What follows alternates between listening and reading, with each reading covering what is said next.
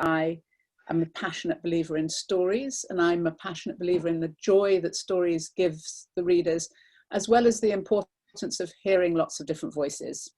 I'm not really interested in one type of storytelling. I love all types of storytelling, all sorts of perspectives. And I think the world is ready and hungry for a wider range of voices. There's a real push for diversity in literature at the moment in the UK and the US.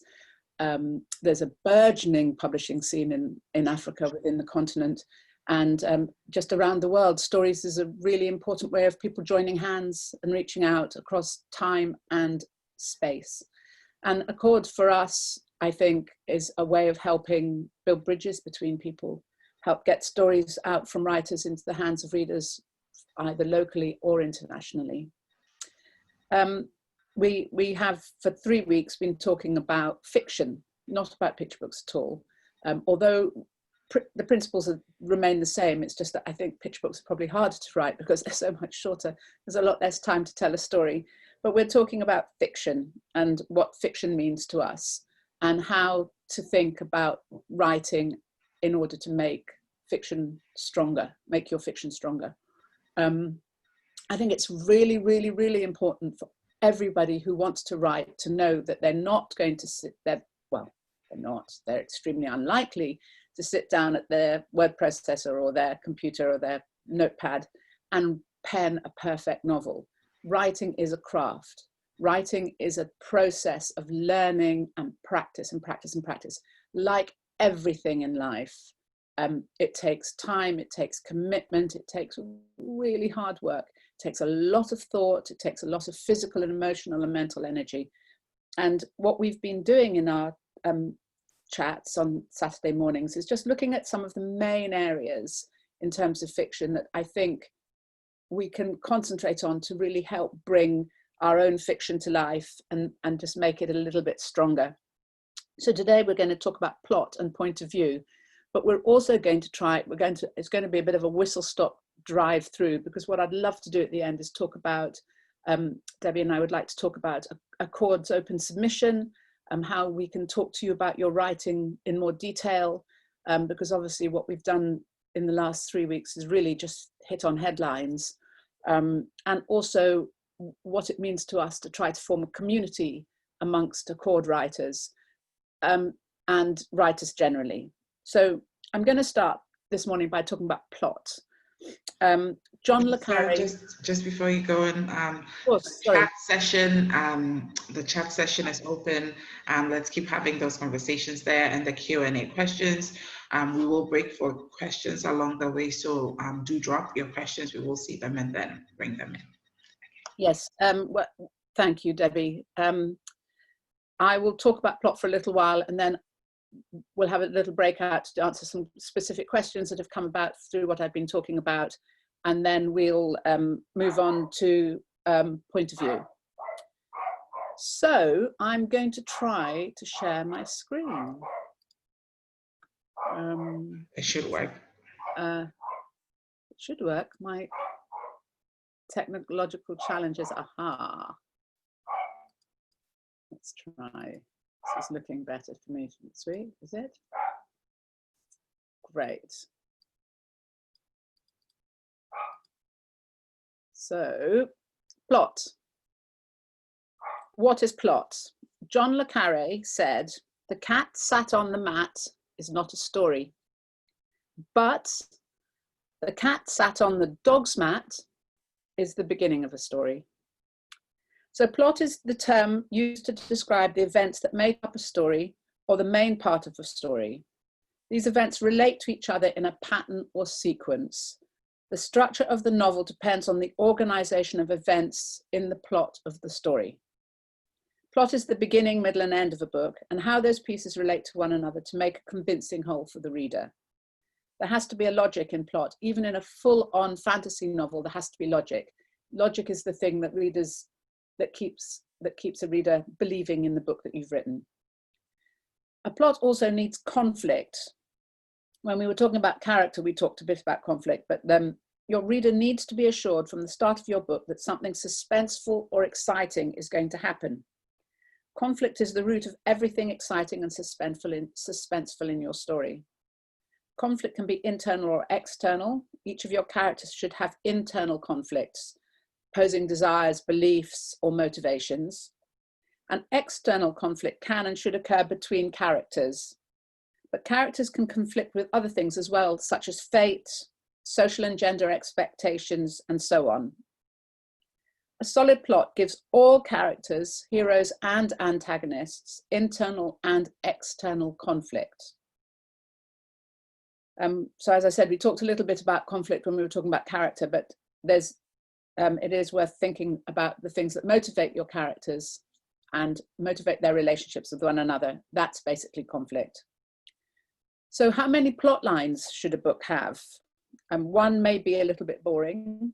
It may not test the reader and give the reader real reader satisfaction. 2 is much more interesting. 3 or more is complex and it's hard to pull off, but it's often very intriguing. Or indeed, it can become confusing when we're not sure what we're reading the story for. What's the drive that's keeping us going? So plot has to have credibility. If it can happen in life, then we don't question if it could happen in a book. You have to create a world in which the events are interrelated with everything around it. Strokes of good luck or mind-boggling coincidence can be hard to believe. The more unlikely an event, the more deeply rooted and widely integrated into the book it should be. Watch out for irrelevant detail. Watch out for subplots that never develop or find conclusion. Apparently important and meaningful developments that aren't either important or meaningful. Someone is sick, but it doesn't affect the plot. Someone gets lost, but no one cares, and it's never mentioned again. Long journeys, places that don't need to be taken. Whatever is mentioned must have a reason to exist in the book. And don't omit crucial steps. When something important happens, we need to and want to know how it came about.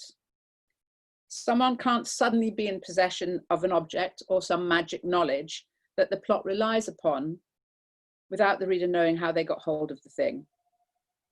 Watch out for overtelling. As something we need to know, the main character is a rebel and doesn't like authority. We don't need to have frequent examples of them arguing with teachers, running away from home, ignoring any authority figure. Characters don't need to talk over something that has happened in the plot. We read it, so we already remember it. We talked a little bit about this in dialogue. Don't use dialogue to retell the story. We don't need characters to internally or externally reminisce about anything that has happened in the plot. We'll remember. Readers do remember.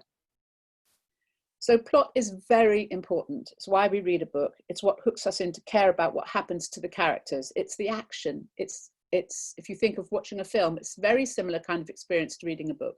You need to feel that you're driving along wanting to know what's going to happen next. But plot doesn't work on its own. It works in partnership with theme.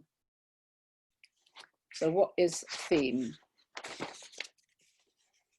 Subject is a topic that acts as a foundation for a literary work, while a theme is an opinion expressed about that subject. So, for example, a writer may choose a subject of war for their story, and the theme may be the author's personal opinion that war is a curse for humanity. The theme of the story is what the author is trying to convey. It's the central idea of the story. Short stories often just have one theme, whereas novels usually have multiple themes. The theme of a story is woven all the way through the story, and the characters' actions, interactions, and motivations all reflect the story's theme. But don't confuse theme with the story's plot or moral. The plot is simply what happens in the story and the order of the story's events, and the moral is the lesson that the writer wants the main character, and by extension, of course, the reader, to learn from the story. Each of these serves the overall theme of the story. That is, the events of the story illustrate the theme, and the lessons that you learn relate directly to the theme.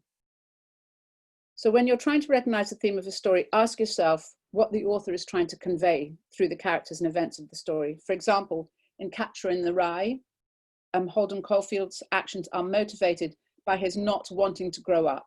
So one of the main themes of this novel is the preservation of innocence. Theme is the deeper layer of meaning running behind the story's surface. Theme is frequently defined as what a novel is about. The trouble with that, though, is that it sounds dangerously like subject matter, but it's not. A novel's subject matter is something tangible like a mission to Mars, a bank robbery, getting a new pet. Theme, on the other hand, is not tangible at all.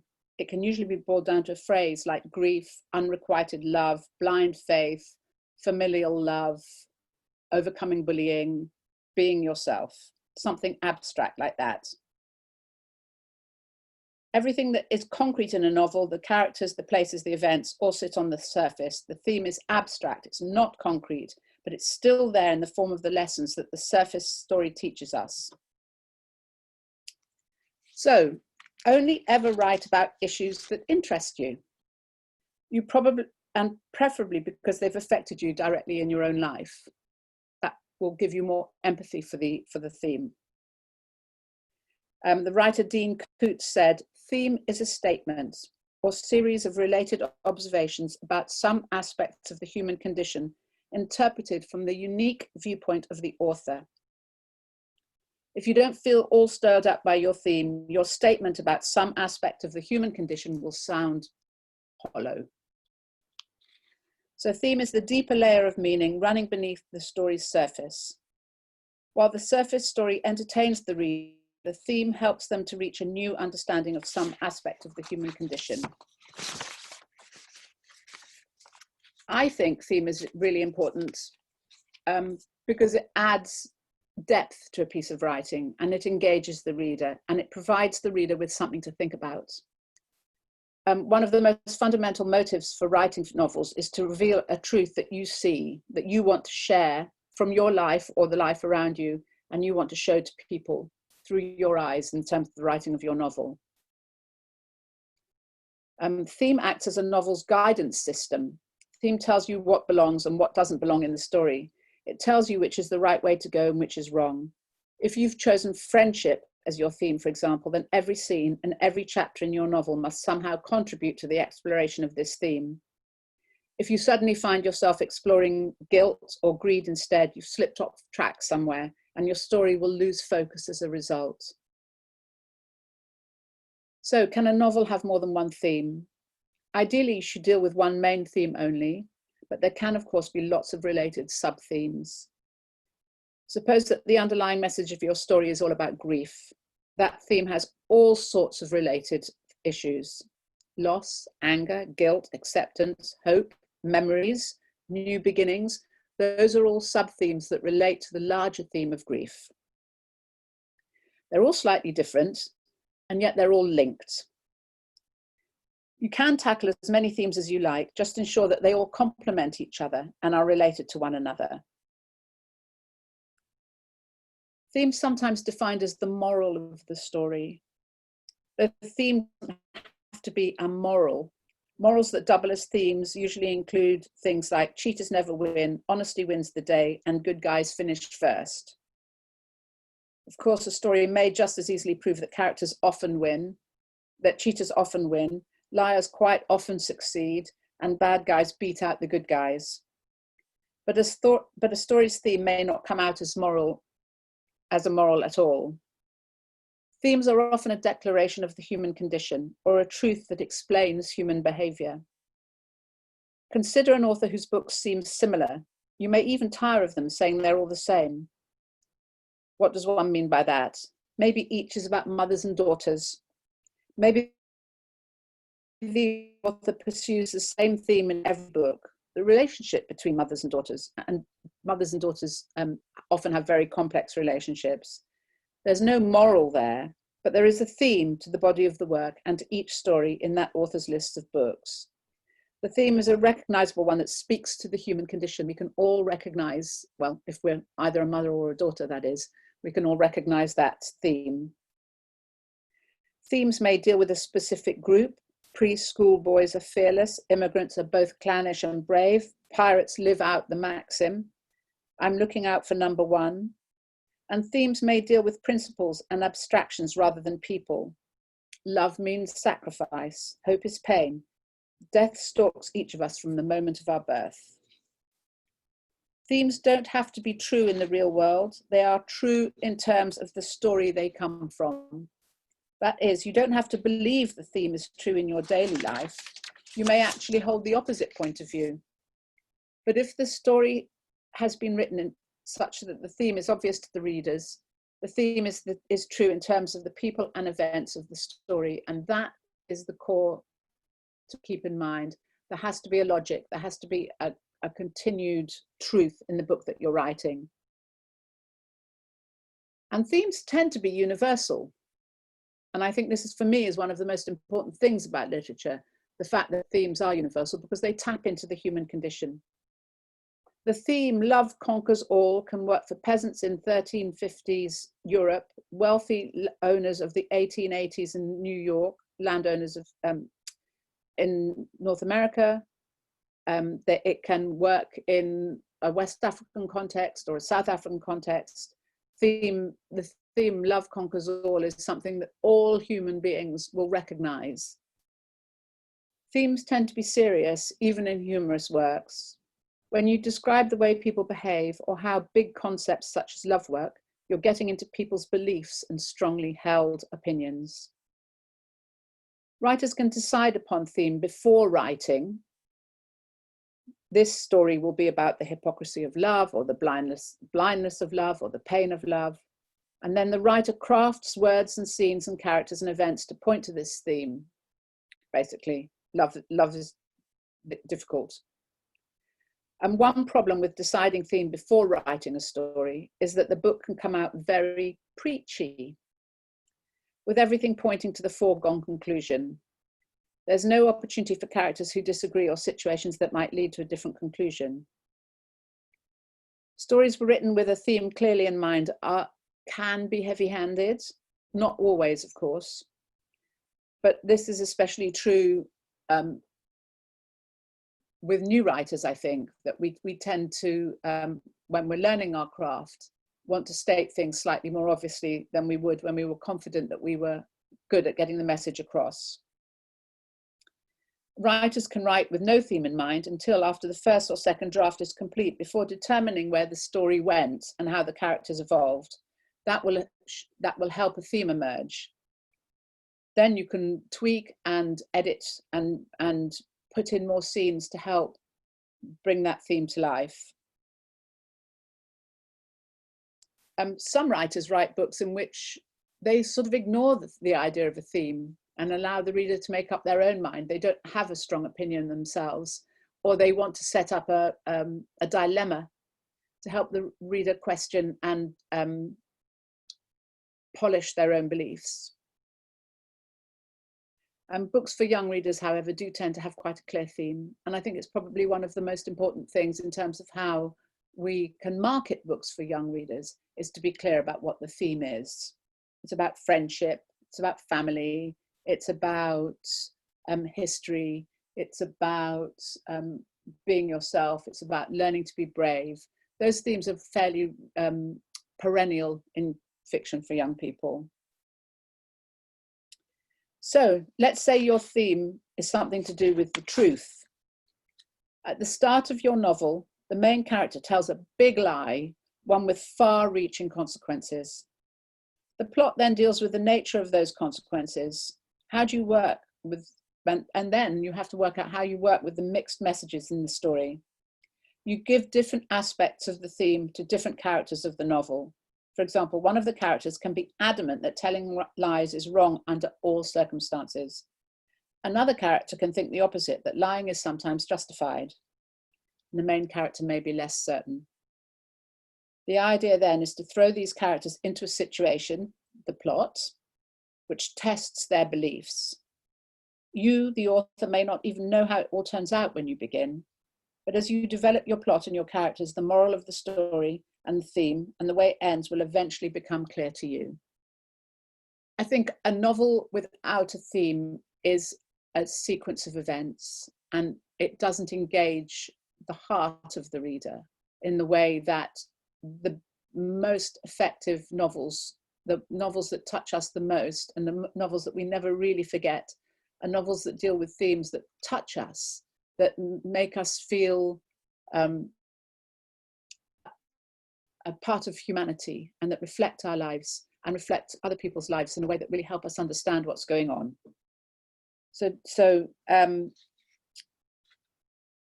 when you're thinking about theme, sometimes it's really helpful to think about if what you want to explore in your book. What's the reason for you writing it? If you have an idea for a plot and you haven't really thought about theme too much yet, start writing the plot and see what emerges. See how your characters relate to one another, and see what you can flesh out from that. If it's about bullying, or if it's about dealing with a problem at home, how to resolve that.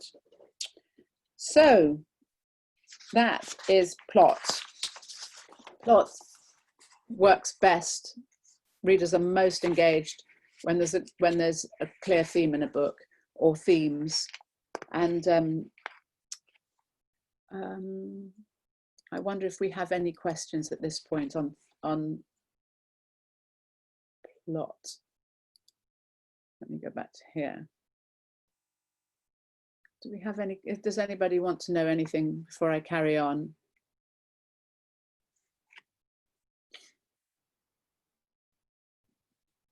No. Debbie, do you? I think I'm seeing the questions. Are you seeing everything?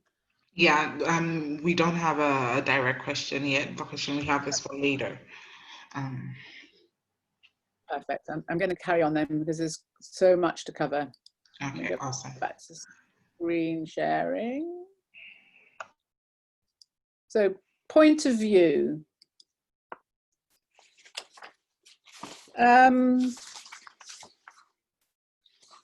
The two main styles of writing fiction are first person and third person.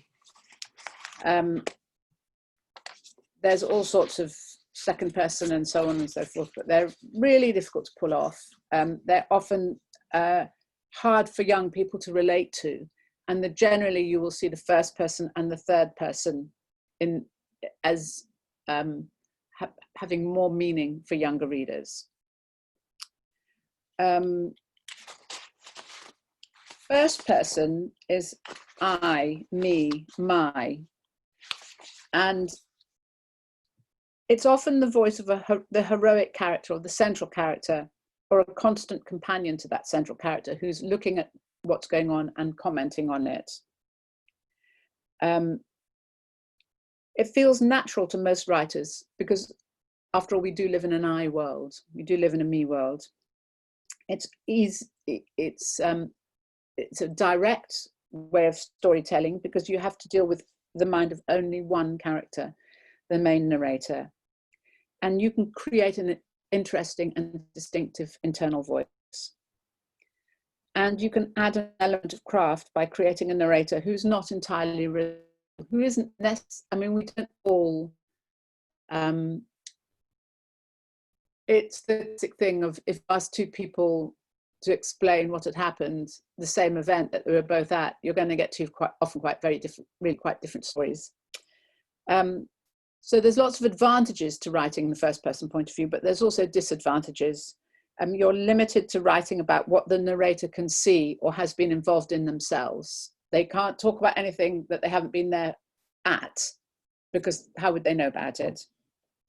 The narrator must also be constantly on stage in the center of the story, which is also might limit the way that you can explore the story. And you can't go into the minds of other characters, so you can't really see what other characters feel about this central character.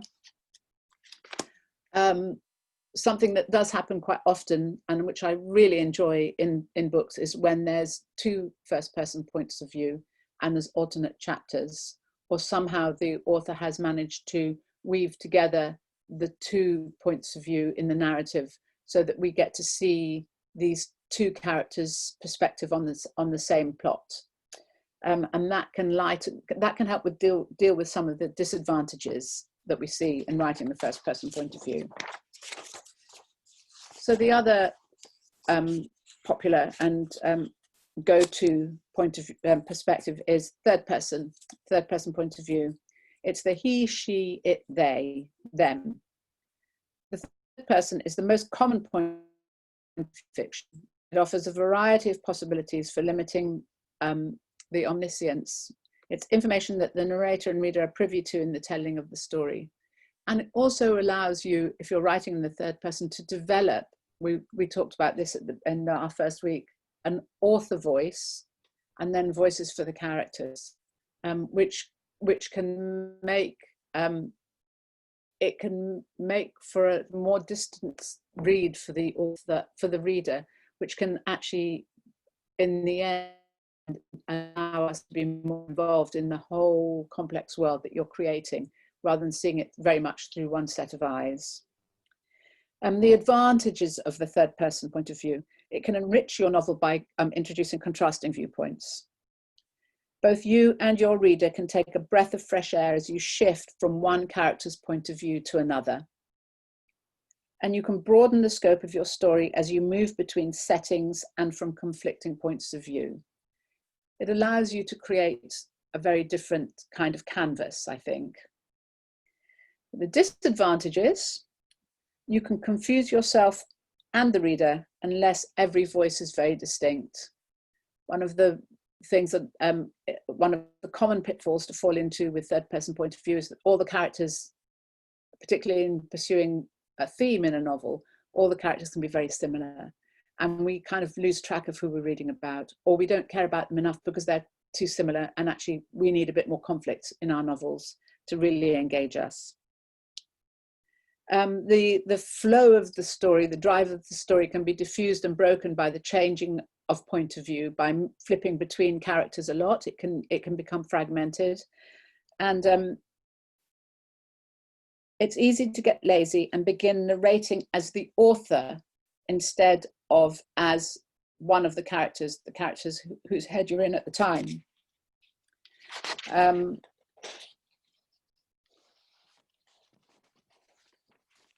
So I'm going to find some things to read. So there's a book called Wabbit. It's a humorous book, which is also slightly, there's quite a good nerve-wracking element of conflict in the book.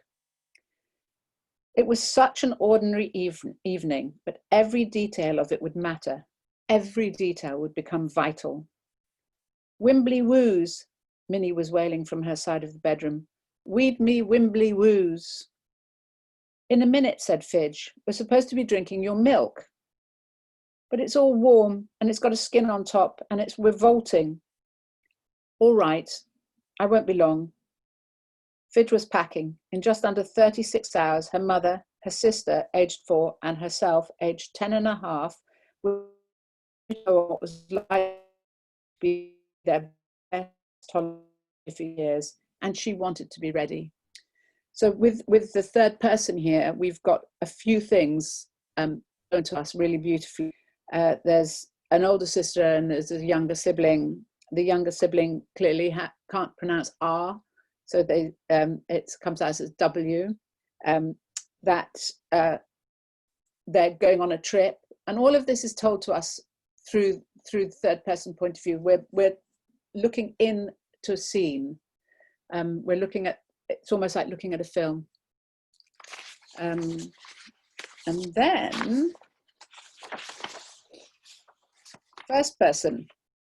This is from Diary of a Wimpy Kid by Jeff Kinney, which is one of the most brilliant first person format books, I think. It's written in the form of a journal. Don't know if people can see this, with line illustrations. So it starts September, Tuesday. First of all, let me get something straight. This is a journal, not a diary. I know what it says on the cover, but when Mum went out to buy this thing, I specifically told her to get one that didn't say diary on it. Great. All I need is for some jerk to catch me carrying this book around and get the wrong idea. The other thing I want to clear up right away is that this was Mum's idea, not mine. But if she thinks I'm going to write down my feelings in here or whatever, she's crazy. So just don't expect me to be all dear diary this and dear diary that. The only reason I agreed to do this at all is because I figure later on, when I'm rich and famous, I'll have better things to do than answer people's stupid questions all day long. So this book is going to come in handy. Like I said, I'll be famous one day, but for now, I'm stuck in middle school with a bunch of morons. Let me just say that for the record, that I think middle school is the dumbest idea ever invented. And he goes on and on and on pages of this kind of great, opinionated, this child who really does come to life through the first person. It doesn't matter which one you choose, as long as the format that the point of view that you choose is the one that works for you as a writer and complements the story that you want to tell. I've got some other examples here. This is an older novel. It's also first person, and you can tell there's so much scope in terms of how you can use each perspective in such a different way. So this also is in the form of a diary, and a diary written early March 1659. I am Mary. I am a witch, or so some would call me. Spawn of the devil, witch child, they hiss on the street. Although I know neither father or mother, I know my grandma, Eliza Nuttall, Mother Nuttall to her neighbours. She brought me up from a baby. If she knew who my parents are, she has not told me. Daughter of the Earl King and the Elfin Queen, that's who you are. We live in a small cottage on the very edge of the forest. Grandmother, me and her cat and my rabbit lived there no more. Men came and dragged her away, men in black coats and hats as tall as steeples. And the really beautiful thing I think about that piece of writing is how it feels both very contemporary and very live. It really addresses, the story is really addressed to the reader, but there's the way that the author Celia Rees has written, as she's written it in a way that has a feeling of old use of the English language, so that we do feel that we are reading a diary that was written at the time. And with Jeff Kinney, we also feel that very much that we're reading a diary that's written at the time with this wonderful, cheeky, irreverent child.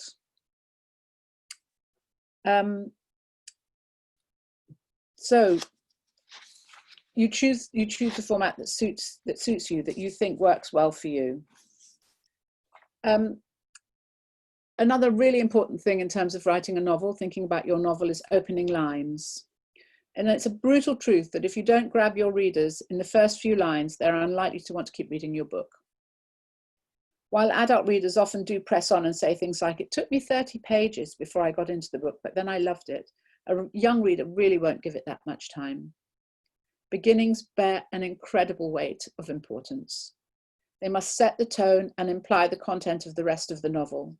They need to have action, information, they need to bring a cast onto the page, and they need to give a sense of the setting of the book. And I think those three examples that I read from Wed Rabbit, Witch Child, and from Diary of a Wimpy Kid do all of those things really successfully. I'd defy anybody not to want to carry on reading any of those books. Opening lines need to introduce the characters without using backstory. And backstory is the detail about your character or the world that they live in that should go in later and as the book evolves. They should make your character, opening lines should make your character sympathetic and interesting by putting them into action and showing them making a decision or reacting to something in a way that makes that relatable and makes them relatable to the reader.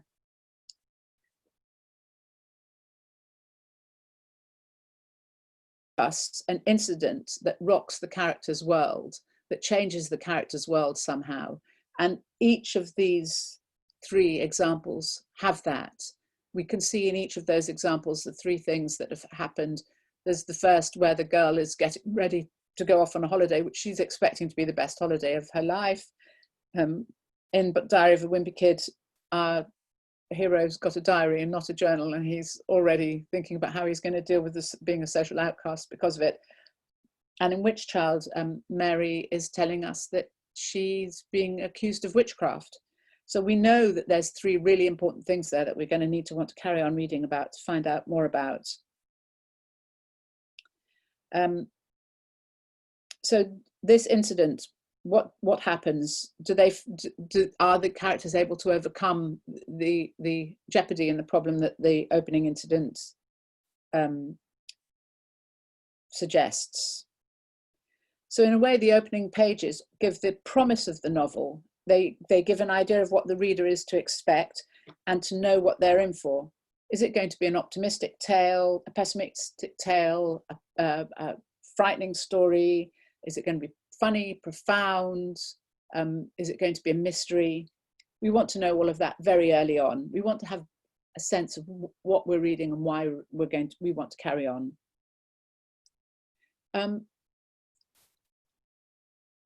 I suppose in a way as well, what you do in those opening pages is you let the reader know what they're to expect. If you're writing a historical novel and then suddenly on page 50, magical power, everybody suddenly develops magical powers, I think the reader would be a bit confused about how you've managed to do that. As I was saying earlier on about plot, things have to happen for a reason. So you have to seed things that will allow the reader to feel that there's a logic and that there's a sense to what they're reading. Common problems that one falls into in opening pages is too much detail. People want to put in too much detail. They want us to know too much about what they as writers have in their heads. The layout of people's houses, the rundown of family and pets, lavish details about the content of rooms, lavish detail about a classroom setup and all of the people in the classroom, introducing us to too many characters, what they're wearing, things that are specific to them. At this point, we don't know who anybody is. So too much detail and we're going to get very confused about who we're reading about. It's best to concentrate on the main characters, people that we're going to follow all the way through the book, help us build a bond with them straight away. The point of the opening of a book is to set the tone for what is to come, to create anticipation, to introduce at least one of the main characters, to let us see some tension, and to hook us as readers so that we carry on and enjoy the rest of the book. Opening lines pique curiosity.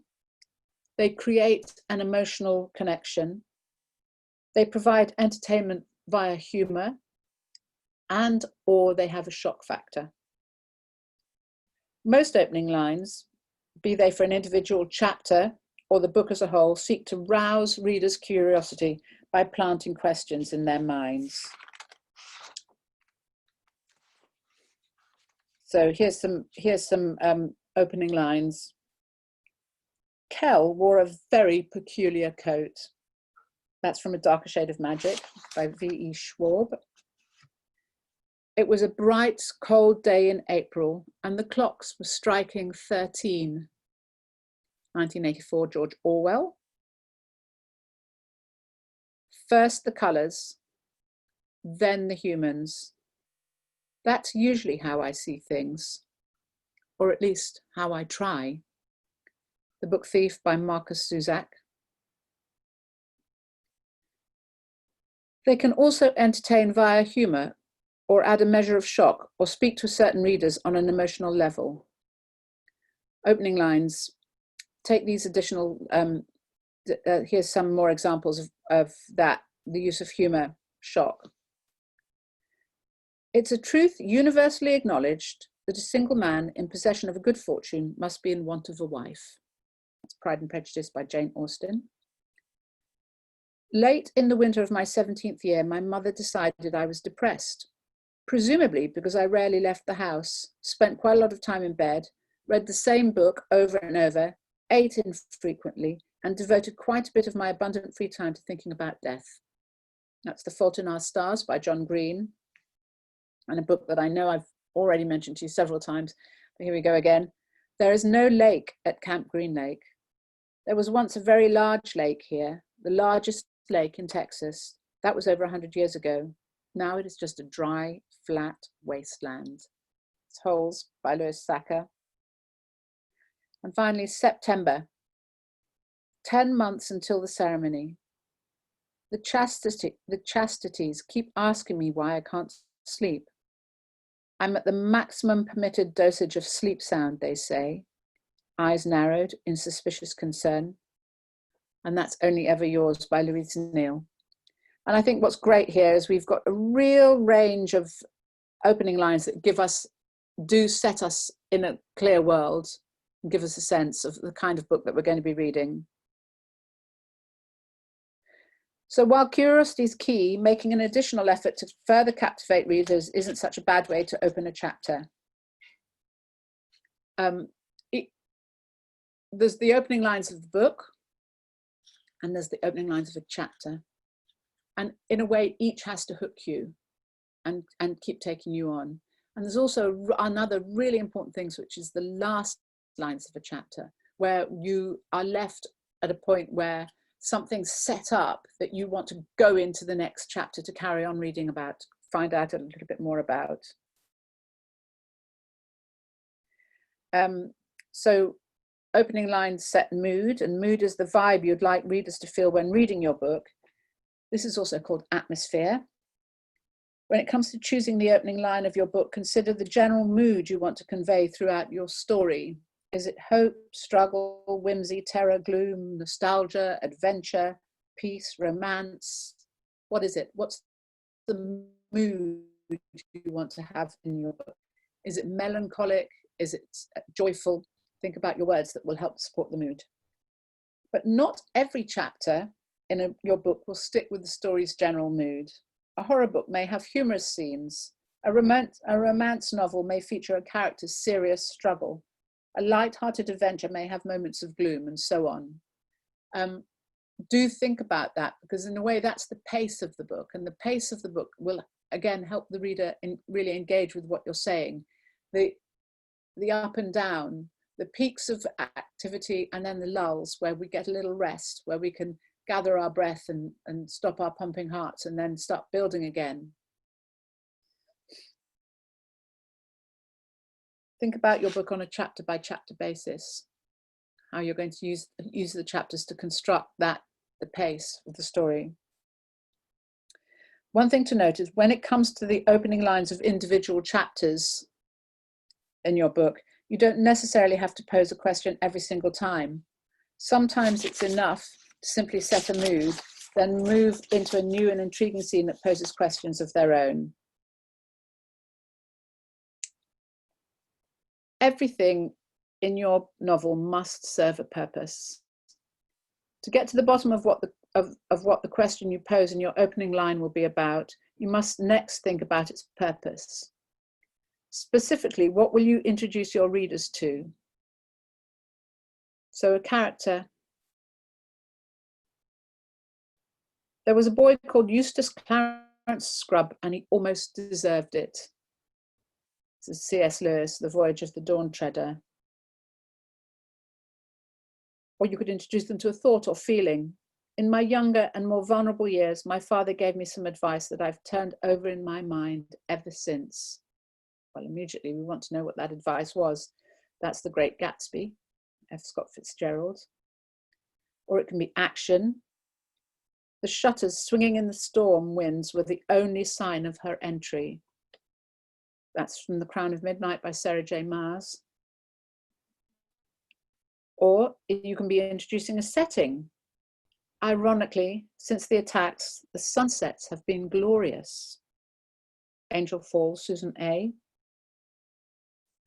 So you can see how opening lines really do influence the development of the story, the way the reader enters the story, the grasp of the story for the reader, how it can give them a sense of setting, jeopardy, history, character, feeling. And also, you can introduce multiple elements in the opening lines. For example, Not for the first time, an argument had broken out over breakfast at number 4 Privet Drive. That's from Harry Potter and the Chamber of Secrets.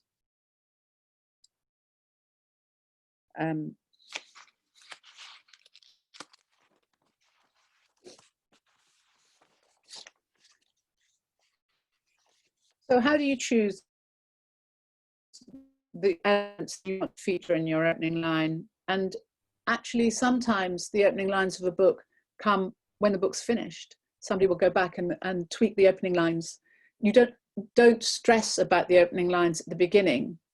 They can, it's a bit like a title in a way. It can often reveal itself, they can reveal themselves to you when you've written the whole novel.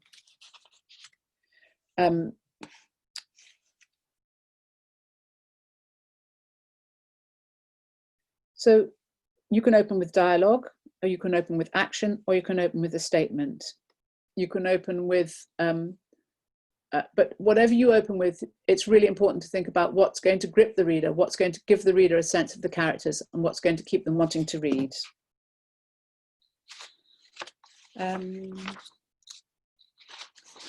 So the other thing that's very important in terms of plot and storytelling, and we were asked about, somebody asked us in, I think, the first week about flashbacks. Flashbacks are used quite widely in fiction to flesh out a story, to give us a little bit more information, but they can be used really well, or they can be a bit of a problem. They are, I think, some of the most difficult scenes to write. When effective, flashback scenes relay vital backstory that cuts straight to the emotional core of the narrative. They exist because they must, because there is no better way to reveal the information on which the story hinges. But like the infamous prologue, flashback scenes are all too easy to get wrong. An ineffective flashback will jar readers out of a story as quickly as a successful one will grip them by the heartstrings. How can you ensure your own flashbacks serve a powerful purpose within your story? So why are flashbacks so difficult to write? A flashback is not a moment in which your point of view character considers the past. It's a scene set in the past that disrupts the chronological flow of a story. That disruption is what makes effective flashbacks so difficult to write. Effective stories immerse readers, encouraging them to fly through the pages to discover what will happen next. Flashback scenes disrupt that suspense to reveal a past event. If that event isn't vital to readers' understanding of the present story, it will spoil the immersive narrative you've been working so hard to create. I was looking at this book yesterday, Rutendo Tavengawe, sorry if I've made a terrible mess of her name, Hope is Our Only Wing. And reading the first page, Shamiso's heart broke into a shudder of beats. She could hear the jazzy trails of the Mbira spiraling in the air. Her father would have loved that sound. She glanced at her mother, who stood next to her, fanning her sweaty neck. She seemed preoccupied. The music played on, painful and familiar. When Shamiso was 8, her father had insisted that she learn how to play. The metal pellets had bruised the tips of her fingers as she plunked on them. A series of confused notes bumping into a glorious discord. The frustration had been too much for an 8-year-old, made worse by the fact that none of the other kids at school understood quite what the instrument was. Shamiso listened as the voice of the Mbira rose proudly. Whoever was playing knew what they were doing. She could hear the underlying tone of the hum that flowed well with the song, and in that magnificent noise floated all the memories and feelings she was trying to ignore. So that's the opening page. Those are the opening lines for this book. And the author's so brilliantly given us a sense of the girl standing, waiting with her mother. Her mother's not paying too much attention to her. She drifts off into a memory inspired by her father. And we find out that those memories are bittersweet. They're sort of sad memories for her as well as happy memories. So we wonder what's happened to her father and why he isn't there. We know he's not there. And that's a brilliant use of flashback. It doesn't break into the story. It doesn't give us too much information, but it does give us an emotional context to understand this character. So flashbacks must strike at the emotional core of a story. The event doesn't need to be grim, but it should explain a major internal or external conflict taking place in the present story. Flashbacks have to be as immersive as the present narrative. Despite taking place in the past, flashbacks should feel immediate. You can accomplish this through the use of triggers. An event or circumstances in the present story that forces your point of view character to recall the past. The resulting flashback shows that the memory still haunts your character. You can maintain the flow of your narrative by using a secondary trigger to draw your point of view character out of the flashback. For example, your character may dream about the death of a loved one only to be woken by their alarm clock. The smell of cooking may remind your character of the day they were at their grandma's house, only for the sound of the doorbell to draw them back to the reality of their situation at home without her. An old song may trigger memories of a fun party, while the sound of traffic reminds the character where they are. Try to avoid language that feels too specific and pointed. Phrases like, I flashed back to, I thought about the day that, and I remembered when, can feel contrived. Instead, practice using triggers to transition seamlessly between the present and the past. For example, I tapped my foot standing at the bus stop waiting for the school bus when I heard a familiar song drift over to me from the shop. Don't you dare walk away from me, Anna. I was 8 years old and had had enough of listening to Bella telling me what to do. I was not going to let her boss me around anymore. She didn't take it well, and that was the start of her campaign against me. But now, 4 years later, everything has changed. Make it clear. Readers should understand that a scene is a flashback within the first few lines, if not before. A lack of clarity can lead to confusion, while purposefully concealing the reality of a flashback for shock factor can leave readers feeling cheated and confused. Keep it brief. Effective flashbacks aren't indulgent. They exist solely to serve the present story, and the sooner you can return readers to that story, the better. Make it distinct. If working in a different writing style would better suit brevity, don't be afraid to use that style in your flashback. Doing so can help distinguish the scene from the present while keeping it brief. Writing your flashback in a different point of view or verb tense can also help distinguish it from your main narrative, helping to avoid reader confusion. Give it consequences. Effective flashbacks are powerful moments, not just in the events that they reveal, but in the emotional effect they have on your characters. One does not recall trauma or dwell upon grief without that experience affecting their actions and emotions in the present. The more a flashback creates consequences in the present story, the more immersive and purposeful the story will prove. So basically, effective flashbacks can be very difficult to craft, very difficult to write, but when written well, they can prove a powerful storytelling element. If you'd like to utilize flashbacks in your own stories, don't hesitate to consider using these tips to write and to revise. Write short scenes unrelated to the novel that you're writing, create little narratives and use flashback in those just to practice. As I said at the beginning, the thing about writing is that it is a craft, and the more we can do to help us practice, the better we're going to be at writing.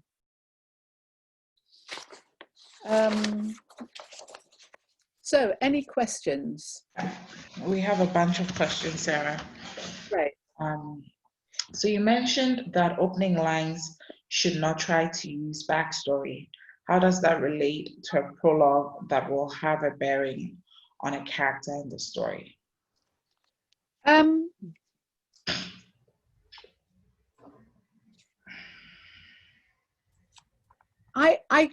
I think the most effective opening pages of books is when you, as the reader, are dropped into the middle of the action. Something is said to you when you're reading those first few lines that put your position in this story in context. If we think of the three examples we used, Wimpy Kid, Witch Child, and Wed Wabbit, they were very firmly rooted right in that moment. We don't really need a prologue or any backstory to give us a sense of where we are. I do struggle a little bit with prologues myself as an editor and as a reader, because I'm wondering why I need to know something before I need to get into the story. I much prefer to find out that stuff once I'm in the story. But like all good writing, it's a case of practice and purpose. And is it essential? Is that prologue essential? If it is, then it'll work. It will have meaning for the reader. Yeah,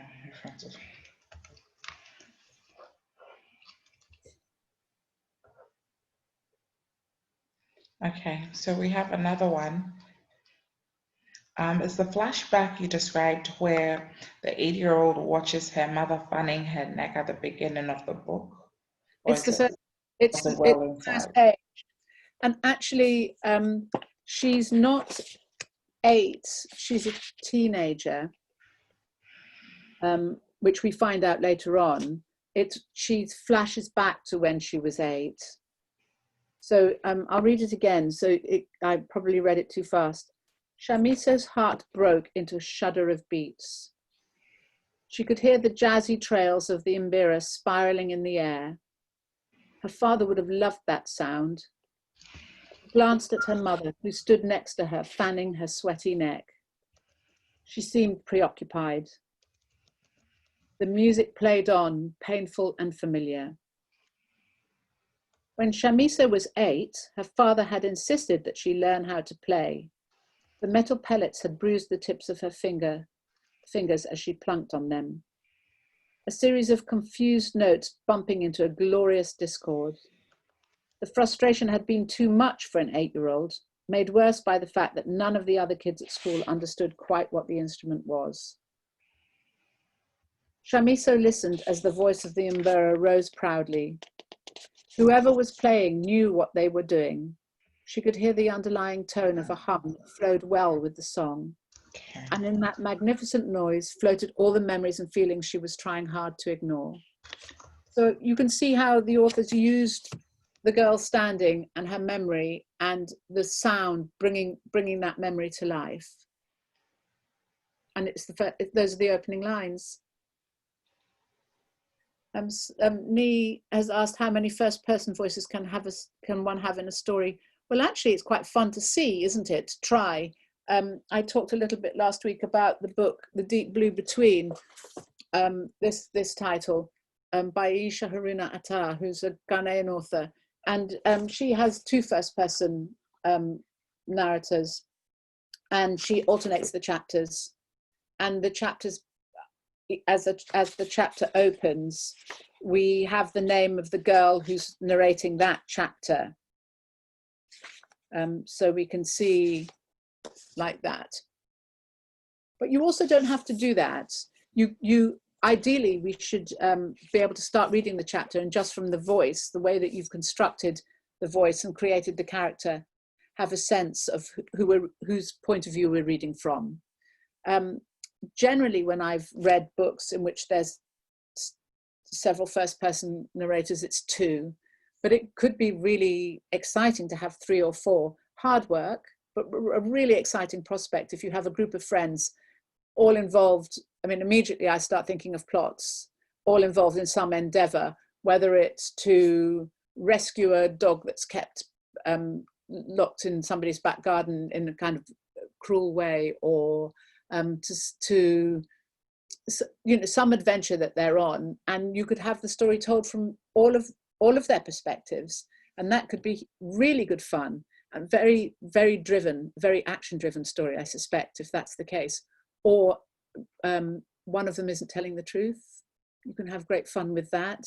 You could have we could see the truth emerge as all of the protagonists tell their side of the story.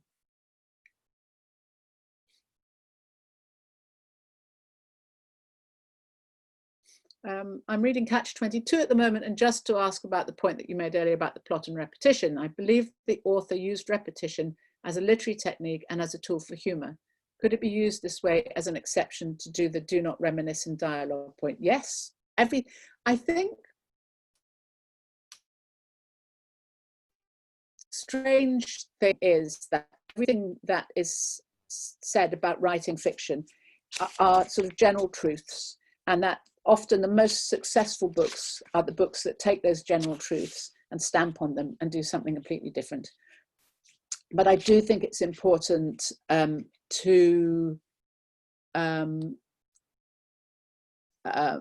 be aware of what you're doing. And if you're aware of what you're doing, and you can convince the reader that they're in safe hands, in the hands of a writer who's skillfully constructing a story, then you can do anything. You can play with all of these truths and do something completely different.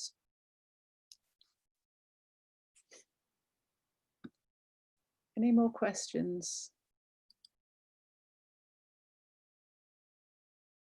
Yeah, those are all we have for now, Sarah. Cool. So, editing, self-editing, very difficult. I mean, in a way, self-editing begins as soon as you put pen to paper, not just after the first draft, because you're between thinking about what you're going to write and writing it is a process of editing, a process of deciding these are the words I'm going to use, and this is the story I'm going to tell.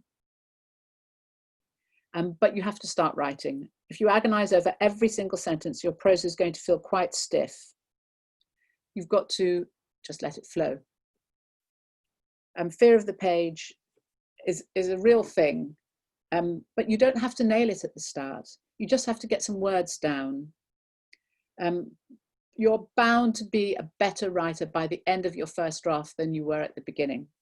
You are bound to be a better writer by the end of your fourth edit than you were at the beginning of your first. So just start writing your story, get it down on paper, go from the start to the end. Don't edit as you go along. Don't think, oh, I know what I need to do with this chapter. I need to go back and tweak this.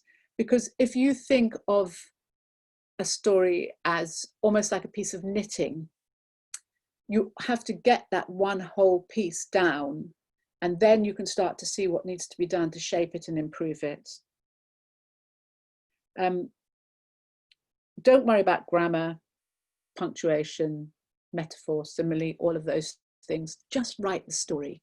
Just get the characters onto the page, bring them to life. Think of their adventures. Think about the situations that you want them to be in, and get it down. The grammar and the spelling and the punctuation all can come later, and in fact, in many cases, comes when you're working with the publisher, because in strictly practical terms, it's often the publisher's job to make sure that those things are correct. Your job is to make sure you have a great story. Don't worry too much about the plot, because the plot often emerges when you start writing. You realize, well, I want this thing to happen, but it couldn't happen because this thing happened earlier on, but this other thing can happen instead.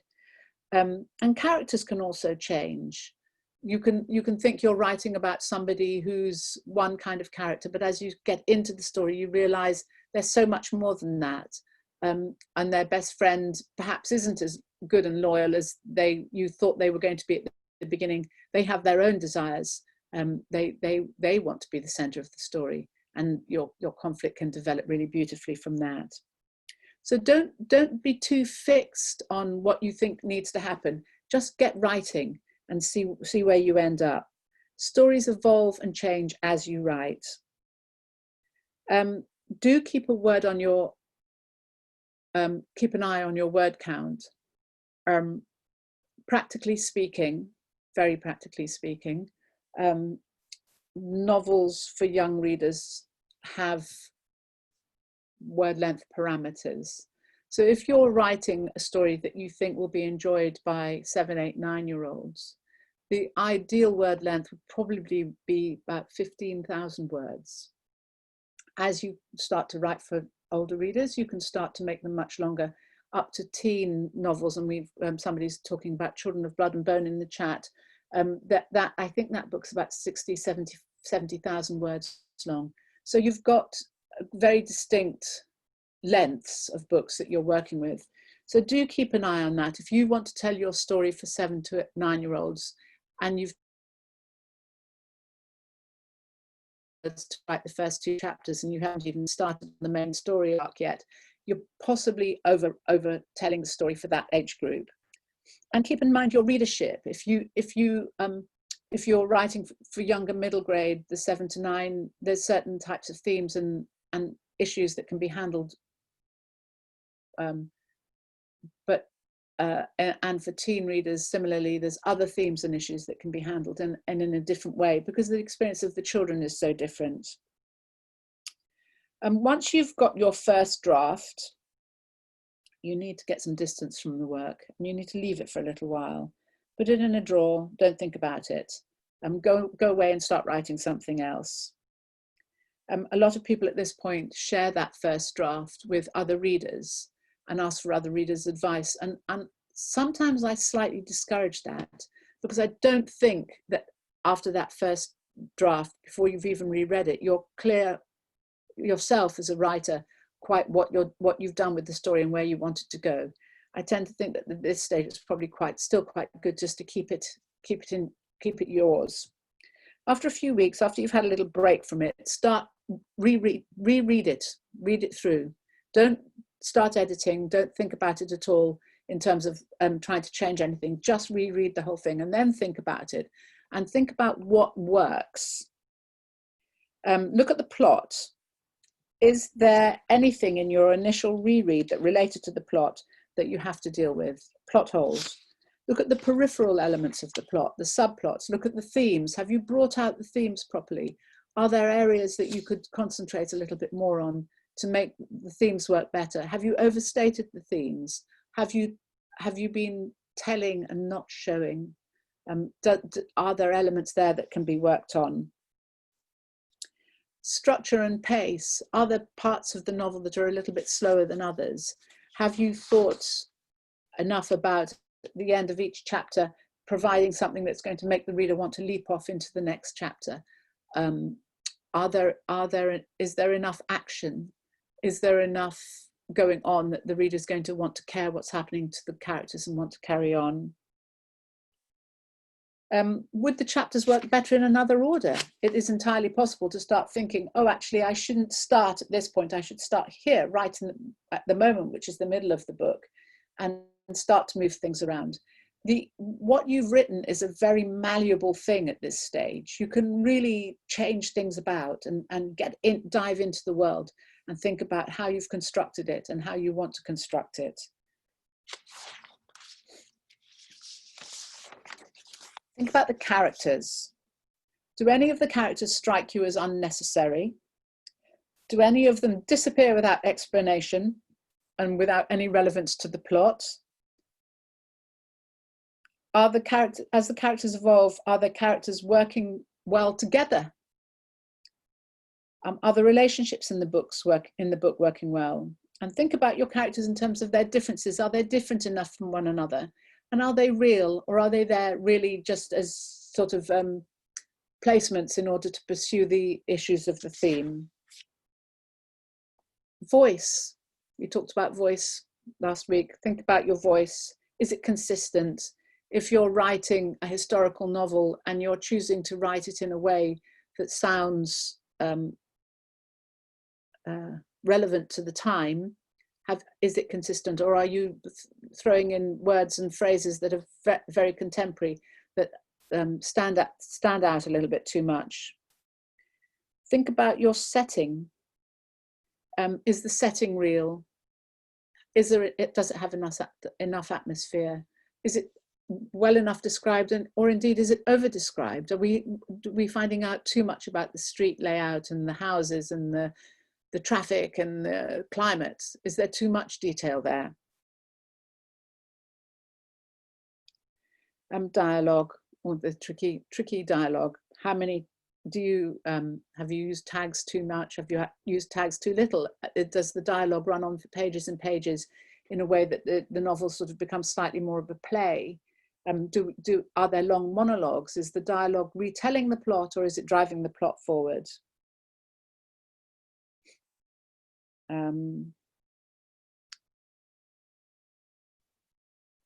Is there a passage that you particularly love, that you are determined to get in that book no matter what? Samuel Johnson said, read over your compositions, and wherever you meet a passage which you think is particularly fine, strike it out.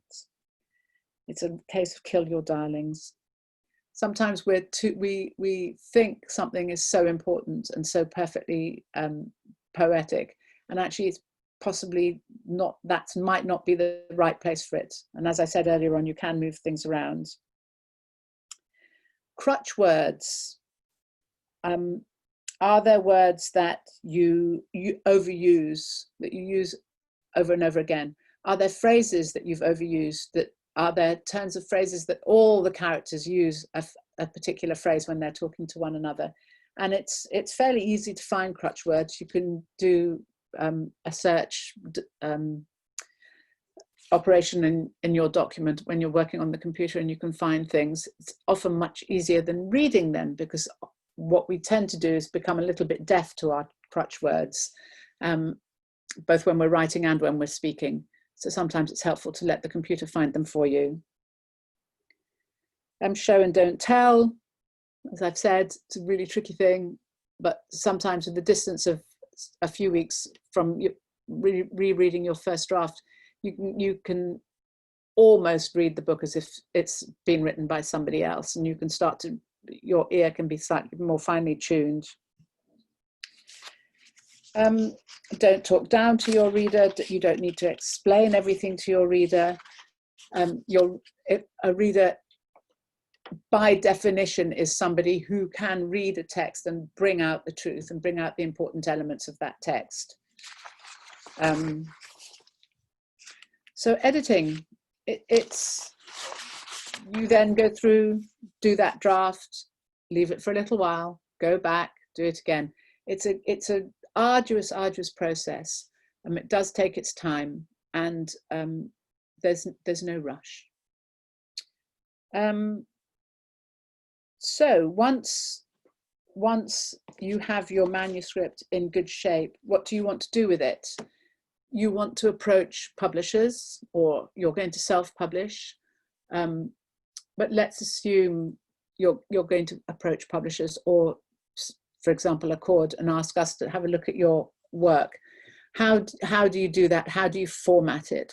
How do you send it to us? There's certain things that will make it easier when sending your work to people who are also receiving work from a lot of other people. It'll make it easier for them to consider your work. So think about your bio. It's always a really good thing to have a bio, and to keep it very short, 100 words, 150 words. And if you have written anything that's been published before, mention that in your bio. If you have degrees that are relevant or not relevant, mention that in your bio. If you have a particular reason for writing the story, it's about the role of girls and their access to education, and you're a school teacher, mention that in the bio. Think about the things that will make somebody else, looking at your submission to them, be interested, pique their interest, but do keep it relatively short. And then you need to also write a synopsis. So you have to think about your novel in a way that gives you a bit of distance from it. You have to tell us, the person who's going to read it, briefly what the novel is about. So you could say, my novel is about a young man who's sent off to war, who forms a relationship with his horse, and that he and his horse bravely go forth into battle. And then you can say what the themes are. The theme of the novel is about friendship and support and love, and longing for family. because the young man, I'm thinking actually of the book Warhorse by Michael Morpurgo, which is an absolutely beautiful book. And it's about the way that this young man survives the First World War and his relationship with this horse that has gone with him from the countryside in England. And you need to say who your main characters are, and to keep it to 2 or 3 of the main characters. I mean, if you think about a book like Harry Potter, where there's so many people, there's dozens of characters that we care about, and people who've read the books have their favorite characters who are tiny characters in terms of the overall story arc. So we don't need to mention all of them. You just need to mention basically the 3 main characters. And write a covering email saying that you're submitting the work for the open submission, or you're sending the work for consideration for publication, and here's my bio synopsis and the first 2,000 or 3,000 words of the novel that you've written. And then if the publisher's interested in talking to you, they usually write back and ask for more to read. I'm afraid it's a little bit brutal in the world of publishing, and some publishers and agents actually don't acknowledge or get back to people who send them material. So you kind of have to develop a little bit of a thick skin and just get on and send it out to somebody else as soon as you can, and not worry too much if you haven't heard back from people. Sometimes you don't hear back from people for 2, 3, 4 months because everybody's really busy. And despite the fact that our job is to be looking for books to work with the authors on, we are doing that across a really wide platform, and it can be hard to keep up. In your covering letter and your bio and synopsis, while I said don't worry too much about the grammar and spelling and punctuation of your novel at this stage, in the first couple of rounds of editing, it's probably quite important to be quite mindful of that in the letters that you're using to reach out to people, just so that you're communicating yourself in the clearest possible way.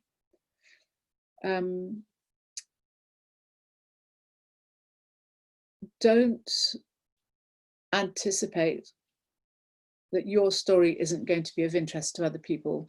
The chances are your story is going to be of huge interest to other people. You just have to find the right person who's going to help you get that story into the hands of readers.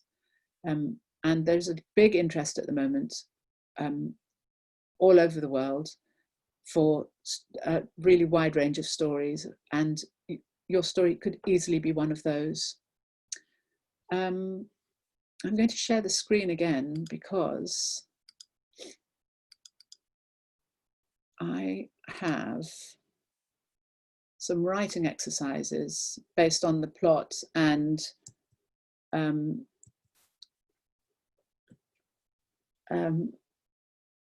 point of view.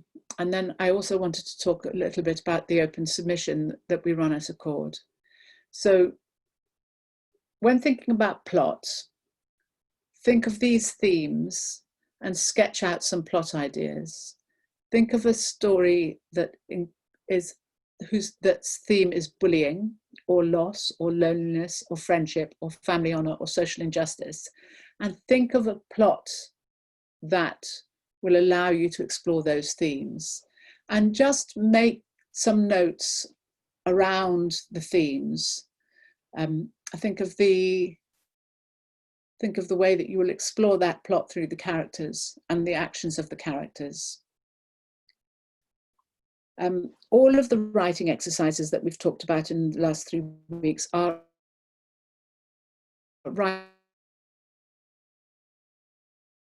writing is something that improves with practice. The more we get to write, the better we get at writing. And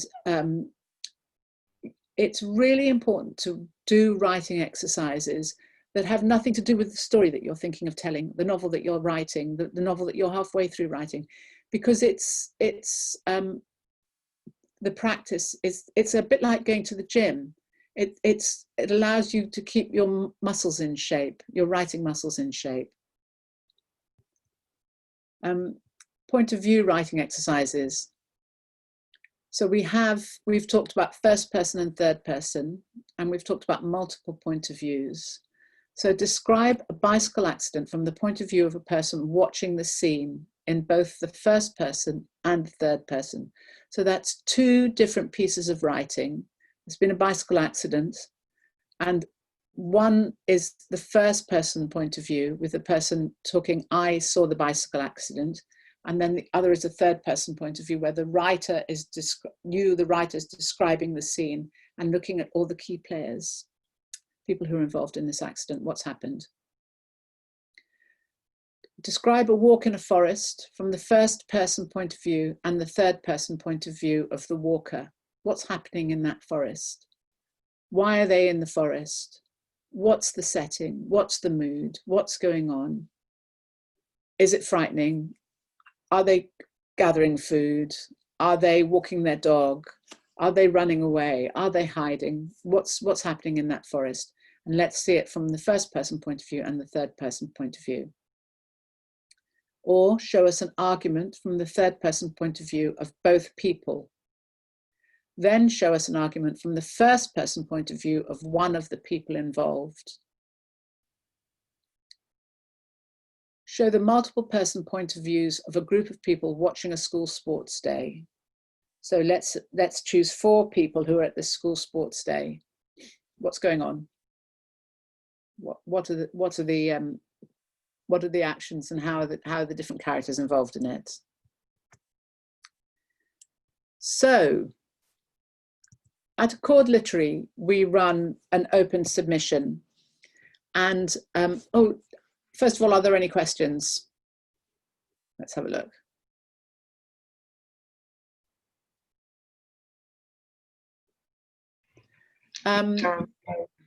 Shall I address a couple of these, Debbie? Yes, go ahead, please.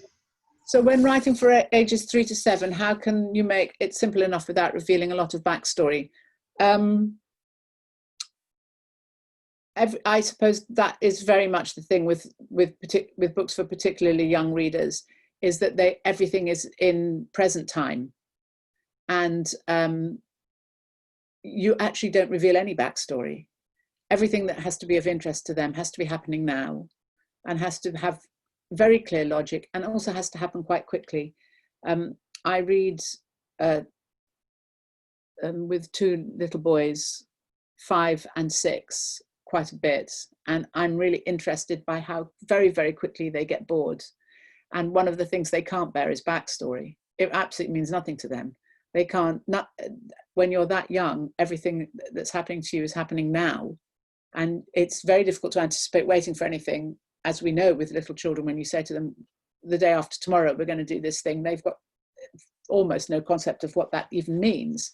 So actually, you don't have to worry about backstory in books for young readers, because young readers, you try reading a book to a 5-year-old with backstory, they're going to find something else they want to do pretty quickly.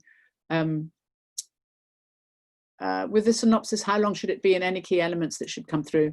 A synopsis should probably be about 250 words. A bio should be about 100 words max, and the synopsis about 250, 300 words. And the key elements should be the plots, the theme or themes, the main characters, the setting. Is it a historical novel? Is it set in the future? Is it set on an imagined planet? Is it set on Earth in the year 30,000? 3,000, well, hang on, you know what I mean. Anyway, 1,000 years from now.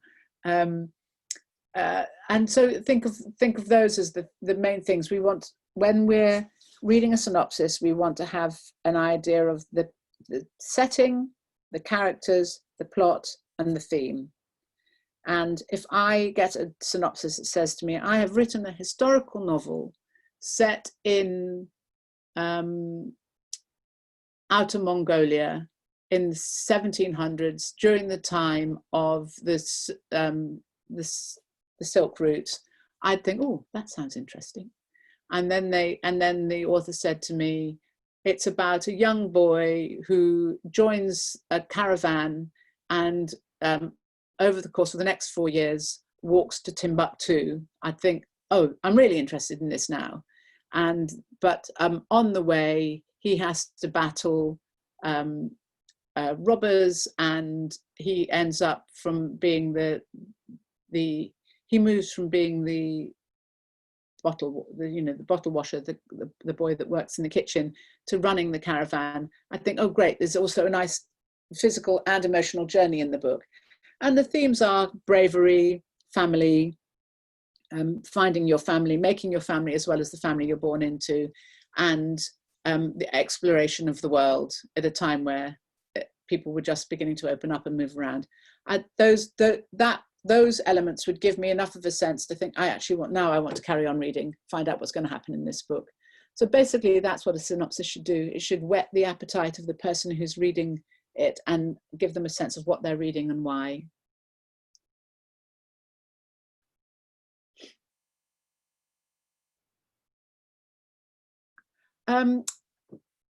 Should the bio synopsis and 3,000 words be in one document attached? Probably. It might be good to put them in 3. It's really helpful. I get a lot of emails from people saying submission in the heading, and then there's an email with no body of text in it, and then there's 3 attachments. And having had a virus on my computer, I just press delete, because I'm like, I don't know who you are. You've told me nothing about yourself. I don't know if this is real or if it's 3 viruses attached to this email. So it's really good to put something in the body of the email that introduces you to me, that makes me think that you're not sending me a virus, that you are actually a genuine writer, and I do want to have a look at your work.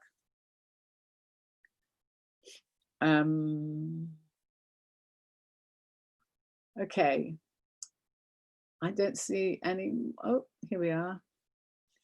Do themes differ slightly between adult novels and children's novels? In a sense, I'm sure they do, but such straightforward themes as courage, can they be used and tapped into or made specific, like courage to fulfill oneself, in more adult, mature novels?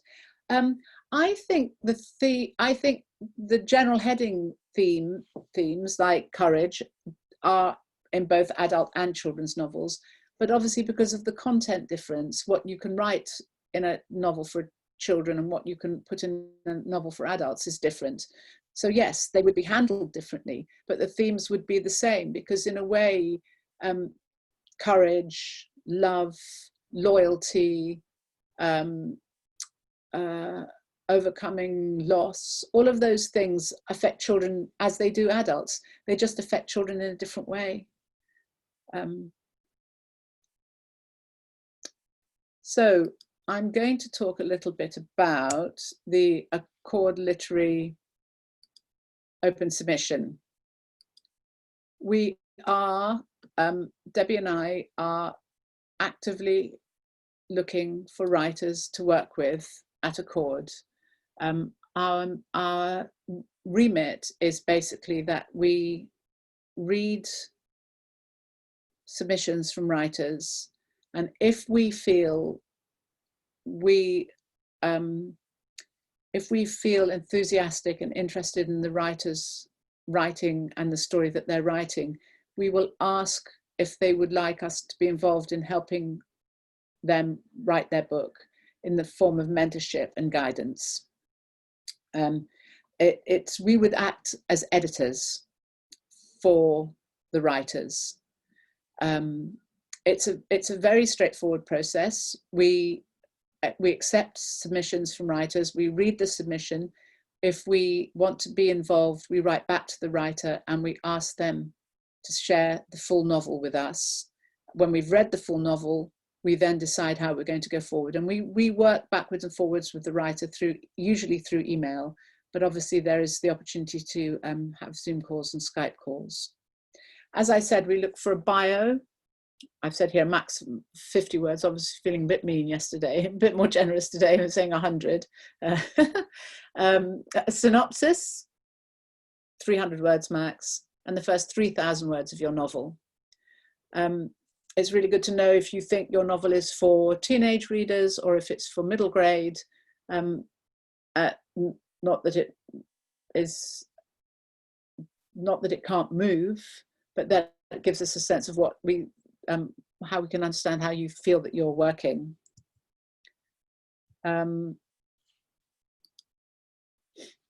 So once you've sent us the material, what to expect? First of all, please be patient with us. We have many, many emails to read through and many submissions to consider, and we do read all of them. We don't dismiss any of them based on a covering letter or a bio or a synopsis. Anything you send us, we will read. If we have read your work and feel that we're not going to offer you mentoring, you'll get a standard response from us, an email response without much detail, I'm afraid, and your email and attachments will be deleted from our system. We don't keep, because of this responsibility of looking after people's work, we don't keep any copies of anything that's been sent to us. We delete anything that we're not going to ask to see more of. If we have read your work and are interested to read more of your work, we shall email you and ask you to send in your complete manuscript.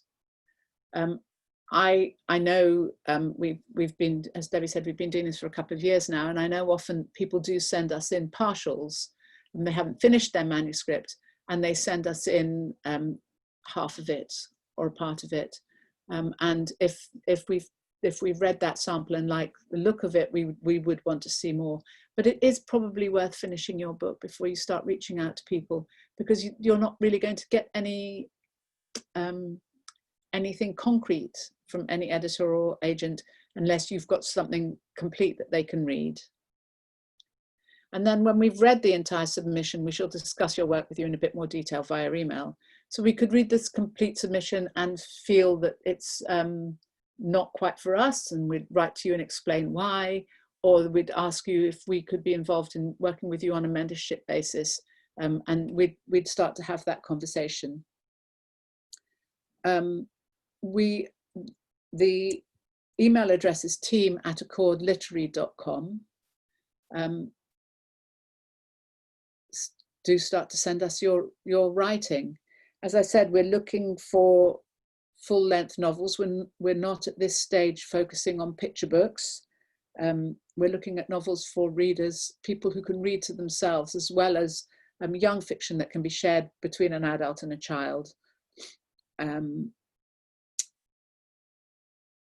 And we are open for submissions. We're looking forward to seeing what people have been working on, and that's it. So any more questions?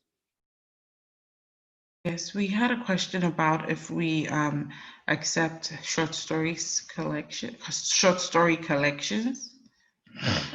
Yes, I think so, Debbie, don't you? And partly because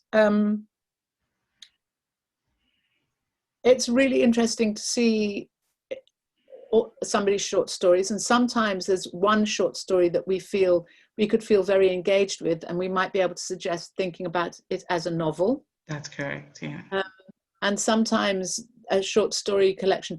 I read a really lovely short story collection quite recently, in which there's 7 or 8 completely independent stories, but they're all really bonded together in terms of theme. So they do feel like it feels like one complete book. So there's lots of different things you can do with short stories. So yes, we would definitely be interested in seeing short stories.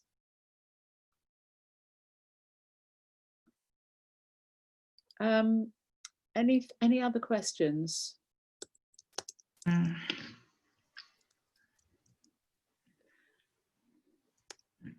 think we have got to most of it. There's a question on the deadline for submissions. There's no deadline. We're open all the time. We're always looking for material. If your novel isn't finished yet, please take the time to finish it. Take the time to work on it. And if that's a month or 6 months, we'll be here. Our mission is really clear, which is to work with writers based in Africa, writing stories for young readers who would like a little bit of help and advice and guidance on their work. So, you know, we're definitely looking for writers to work with. Somebody's asking here about a WhatsApp group. Debbie, we were going to talk a little bit about how we could build a community, if there's things we could do. Do you want to? Yeah. So, you know, as Sarah has put it, we're here to help, and we want to be useful. We want to provide whatever support that is useful, and we do know that community is useful, right? So having a group of people who are doing the same thing that you're doing, who you can bounce ideas, questions, etc. off. So we would love to hear from you all, some ideas of how you think we can achieve this, or of what would be helpful. So we have, for example, the idea of a WhatsApp group for peer mentorship. We'll think through that, and see how how it can be useful, how we do it. So then it doesn't become noise, but it becomes something that's actually helpful. We also have an idea of doing doing more of these workshops and trainings. We've done some physically, and we started in Accra, and we were hoping to do in different cities, and then COVID struck. So we would love to do more of these. We've spoken about hosting sessions where we're bringing other voices to the table and to the conversation. So that could be other editors, other publishers, other writers. So we would love to hear, in the comments sessions. Now we can talk about it a little bit. You can email us also if you think of something along the way. We've spoken about a possible writers group, which becomes a community that people almost apply into, are selected into, and then over a period of time, it's intentional support, where it's like once a week, once a month, twice a month, where we meet, we talk, we support each other. So we're at the very early stages of fleshing out what our work at Accord can look like to be useful. And we would love your thoughts and ideas, etc. So we still have a few minutes to go. So we would love to hear things in the chat, or also feel free to email us. We will. The other thing we are also really interested in is connecting with existing writing communities. So you would notice that in the registration for this, we ask that you're a part of any writing community. It would be interesting for us to know what already exists that we can collaborate or partner with. One of the things that we would like to do is to be sure that we have everybody's email, and that we have your permission to email you. Because what we're thinking we will do is, for example, Debbie mentioned the idea of a kind of a writers group where we would meet once a month, and people would have the opportunity to read their work and share their work with one another. And that would have to be quite a small group. A big group it would have to be around 10 people for it to be really effective, so that everybody had an opportunity to contribute and take part in the same session. And the way we would like to do that is to invite people to submit their work to us for us to consider their work, and based on their work to include them in the group. But we'd need to email everyone and let them know that we've opened for that opportunity. So if you can be sure that we've got your email address, and that if you don't want to hear from us, please write to us and tell us you don't want to hear from us, and we'll take you off our mailing group. Otherwise, you will start to get emails from us saying we're running the opportunity to join a writing group, send in a short story, no more than 1,000 words, and we'll give you the brief that we're working around for that specific event. Yeah.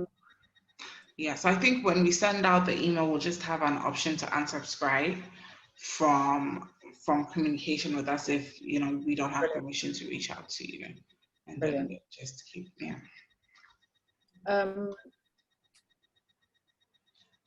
People are asking about the recordings, Debbie, the recordings of the sessions, how we can share those. Yeah, everyone will receive an email when all of this is over, with all of the 3 sessions and also the exercises and reading list from the different sessions.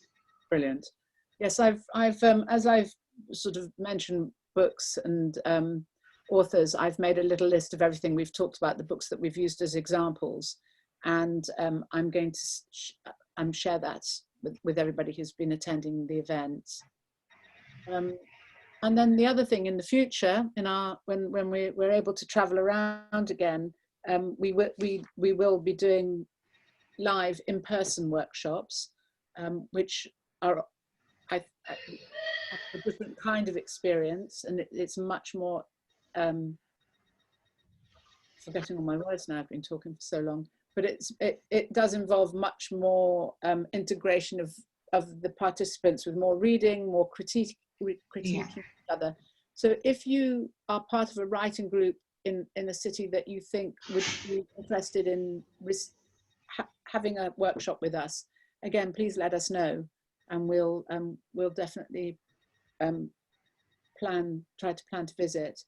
As Debbie said, we were disappointed this year because we had planned to visit Harare and Lagos, and sadly we're not going to be able to do those events this year, but we really hope, certainly towards the end of next year, to be back meeting people in person and spending 2 or 3 days together really working on writing. Any more questions? I think we might have finished. Yeah.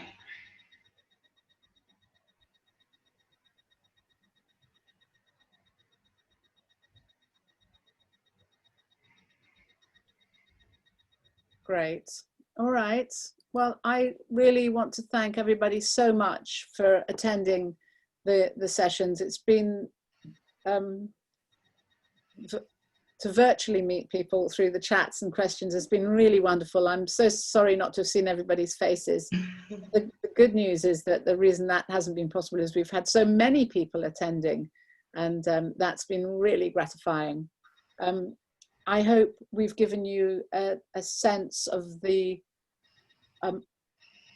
positivity that you must have towards your writing, that it is a process, it is a learnt craft, it is about developing your voice, and it is about finding time, setting a time every day to do some writing, whether it's 1 page, 1 paragraph, 3,000 words, whatever it is that you're able to do, and all of it's valuable.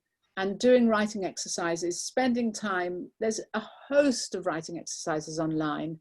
There's so many books published about things that you can do. Just do the work, and it will pay off. It will make a huge difference very, very quickly. And Sarah, I really think that's, you know, with our work, that's the core message, because if what we're saying is that mentorship makes a difference, then really we have to put out the idea that great writing is a result of a great deal of hard work. It's, you know, the expectation that, you know, we are naturally strong writers, we will naturally produce great books, can stagnate great stories being told. So we really, you know, can't even say that enough. Yeah, and have faith in yourselves as writers. You have to maintain the most enormous amount of belief. There's a wonderful writer here in the UK, a woman called Mallory Blackman, who's literally one of our best-selling children's authors. She received 80 rejections before she received an offer for a publication of one of her books. 80. And until you've got to 80, you can't even start thinking about the fact that you've tried too hard or you've gone too far. There's so much that depends on your faith and your belief in yourself and your ability to tell your story, and also in a certain amount of humility, because it is something that we get better and better and better at, like everything. And as Debbie says, great writers, I wonder if great writers are born or if they learn. I strongly suspect you're born with the ability to want to do it, and then after that you start learning. So keep at it, keep writing, keep in touch, please. Thank you all so much for your support. It's lovely, really gratifying for us that we've managed to reach so many people. Thank you, guys. Thank you, Shady Auto Virus. Thank you, guys. Thank you.